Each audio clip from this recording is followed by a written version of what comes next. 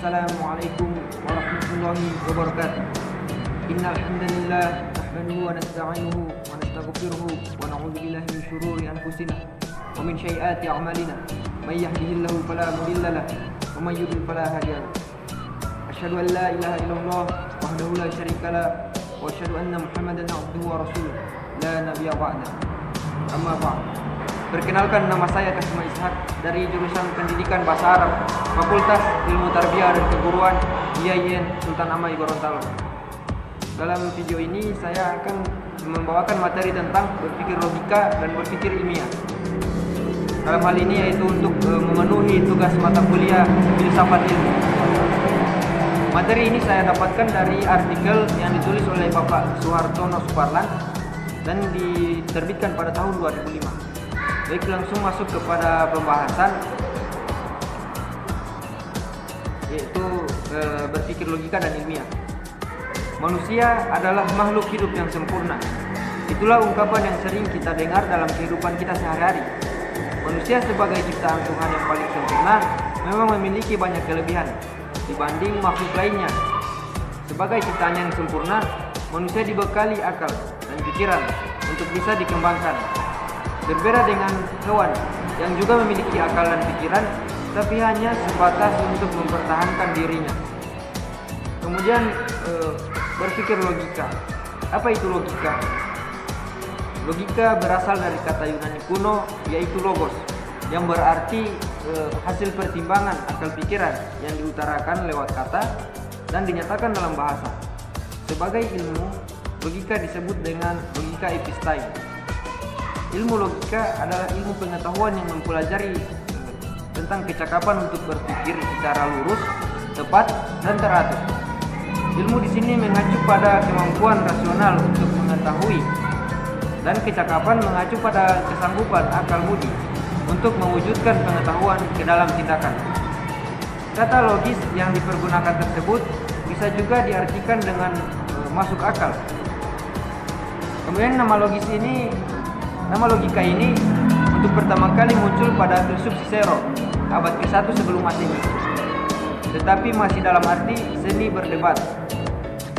Alexander Aphrodisias sekitar permulaan abad ke-3 sesudah Masehi adalah orang yang pertama kali menggunakan kata logika dalam artian ilmu yang menyelidiki lurus tidaknya pemikiran kita.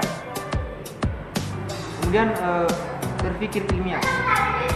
Dalam menghadapi berbagai macam masalah dalam kehidupan sehari-hari, dalam kehidupan ini, manusia akan menampilkan berbagai alat untuk mengatasi masalahnya. Alat dalam hal ini adalah pikiran atau akal yang berfungsi dalam pembahasan secara filosofis tentang masalah yang dihadapi. Pikiran atau akal yang digunakan untuk mengatasi masalah ini senantiasa bersifat ilmiah. Jadi pikiran itu harus mempunyai kerangka berpikir. Karena tidak semua berpikir itu bisa diartikan berpikir secara ilmiah. Menurut Profesor Mulder, berpikir ilmiah itu mengandung khasiat-khasiat tertentu, yaitu mengabsair pokok persoalan, bertanya terus sampai batas terakhir yang beralasan dan berrealisasi sistem. Manusia mempunyai kemampuan menalar, artinya berpikir secara logis dan analisis. Kelebihan manusia dalam kemampuannya menalar dan karena mempunyai bahasa untuk mengkomunikasikan hasil pemikirannya yang abstrak. Maka manusia bukan saja mempunyai pengetahuan, melainkan juga mampu mengembangkannya. Karena kelebihannya itu, maka Aristoteles memberikan identitas kepada manusia sebagai animal rasional. Manusia dapat menata dan mampu mengatur perilaku dengan menggunakan akal waras dan kehendak bebas. Sebagai satu kegiatan berpikir, maka penalaran itu memiliki ciri-ciri tertentu. Ciri yang pertama adalah adanya pola berpikir secara luas, yang dapat disebut logika. Di sini dapat dikatakan bahwa dalam setiap bentuk penalaran mempunyai logikanya tersendiri. atau dapat disimpulkan juga bahwa kegiatan penalaran merupakan suatu proses berpikir logis. Dalam lingkup ini, berpikir logis harus diartikan sebagai kegiatan berpikir menurut suatu pola atau kaidah tertentu atau menurut logika tertentu. Berpikir logis atau berpikir logika pada dasarnya mempunyai banyak konotasi yang bersifat jamak dan tidak tunggal. Artinya, suatu kegiatan berpikir bisa disebut logika jika ditinjau dari suatu logika tertentu dan mungkin tidak logis bila ditinjau dari sudut pandang logika yang lain. Hal inilah yang menimbulkan gejala yang disebut kekacauan penalaran yang disebabkan oleh ketidakkonsistenan kita dalam menggunakan pola berpikir tertentu. Bersifat analitis dari proses berpikirnya, artinya penalaran merupakan suatu kegiatan berpikir yang menyadarkan diri kepada suatu analisis dan kerangka berpikir yang dipakai yang bersangkutan, atau lebih jelasnya penalaran ilmiah merupakan suatu analisis yang menggunakan logika ilmiah. Analisis pada hakikatnya merupakan suatu kegiatan berpikir berdasarkan langkah-langkah tertentu. Berpikir secara ilmiah adalah upaya untuk menentukan kenyataan dan ide yang belum diketahui sebelumnya. Ilmu merupakan proses kegiatan mencari pengetahuan melalui pengamatan berdasarkan teori atau generalisasi.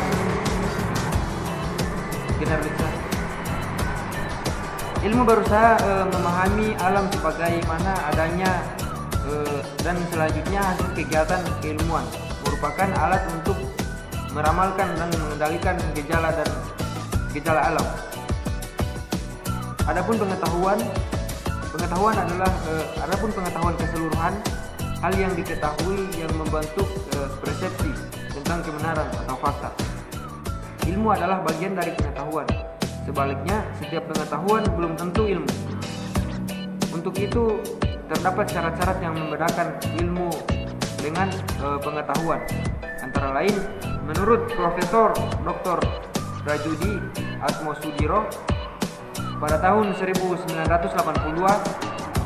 ilmu harus ada objeknya, terminologinya, metodologinya, filosofinya, dan teori yang khas. Kemudian menurut Profesor Dr. Hadari Nawawi, pada tahun 1985, ilmu juga harus memiliki objek, metode, sistematika, dan mesti bersifat universal. Saya ulangi, filosofi menurut Profesor Dr. Hadari Nawawi pada tahun 1985, ilmu juga harus memiliki objek, metode, sistematika, dan mesti bersifat universal. Mungkin hanya demikian yang dapat saya sampaikan. Maka kesimpulannya, berdasarkan dari uraian-uraian mengenai logika dalam berpikir ilmiah yang tadi sudah dijelaskan, dapat disimpulkan bahwa dalam sebuah proses berpikir ilmiah atau menarik sebuah kesimpulan harus dilandasi oleh logika. Disebut logika bila mana logika secara luas dapat didefinisikan sebagai pengkajian untuk berpikir secara sahih atau benar. Bahasa sebagai sarana berpikir ilmiah juga sangat berperan penting dalam melakukan kegiatan berpikir ilmiah, karena dengan bahasa merupakan alat komunikasi yang verbal yang dipakai dalam keseluruhan proses berpikir ilmiah, di mana bahasa merupakan alat berpikir dan alat komunikasi untuk menyampaikan jalan pikiran tersebut kepada orang lain.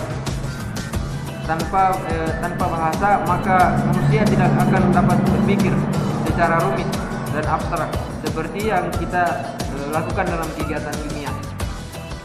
Mungkin hanya demikian. Apabila ada salah kata, saya mohon maaf, karena saya hanya manusia biasa yang tidak luput dari kesalahan.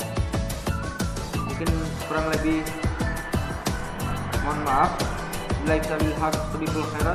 Assalamualaikum warahmatullahi wabarakatuh.